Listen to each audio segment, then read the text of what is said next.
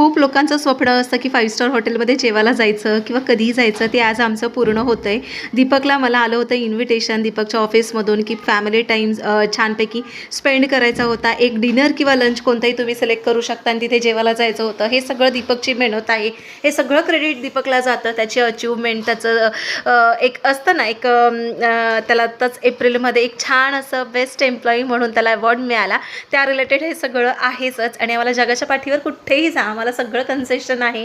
हो, आम्ही जात नाही हा वेगळा भाग आहे. असो ठीक आहे. मस्त असं बिल्डिंगच्या टॉप फ्लोअरला आलो होतो. छान सगळी अख्खी मुंबई बघत होतो. इवन मुकेश अंबानीचं मला दीपक हे सुद्धा दाखवतोय, झिगझॅग बिल्डिंग दिसते, ती मुकेश अंबानीची आहे म्हणून. त्यानंतर आम्ही छान फिरलो.